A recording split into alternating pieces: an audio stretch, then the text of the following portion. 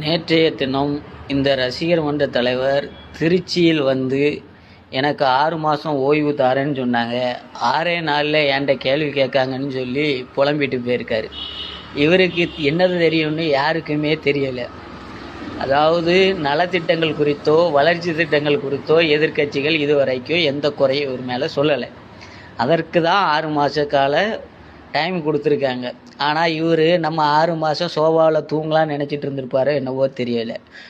நாட்டில் தினம் கொலை, கொள்ளை, கற்பழிப்பு, மின்வெட்டு, பேருந்து வசதி இல்லை, குடிநீர் தண்ணீர் இல்லை, ரவுடிகள் அராஜகம், இப்படி பல கொலை சம்பவங்களும் குற்ற செயல்களும் நடந்து கொண்டிருக்கிறது. இதை தடுக்க வேண்டிய கட்டாயமும் அதற்கான அதிகாரமும் முதலமைச்சராகிய ரசிகர் மன்ற தலைவர் கையில் தான் இருக்குங்கிறது கூட தெரியாமல் இவர் என்னவோ இவரை கண்டு பொறாமப்பட்டு பேசுகிறாங்கன்ன மாதிரி தற்குறித்தனமாக பேசிட்டு போயிருக்காரு. தேர்தலின் போது என்ன மாதமாக பெண்களின் பாதுகாப்புக்காக நீங்கள் பேசுனதை வச்சு தான் அவங்கள தற்குறின்னு சொல்கிறாங்க.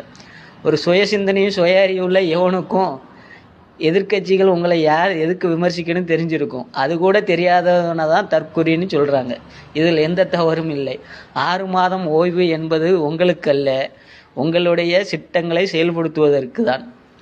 ஆனால் முதலமைச்சரான அதிகாரம் 20 நாட்களாக உங்கள் கையில் தான் உள்ளது. சட்ட ஒழுங்கு சீரழிந்து உள்ளது. இதற்கு தான் உங்களை தற்குறி என்கிறார்கள்.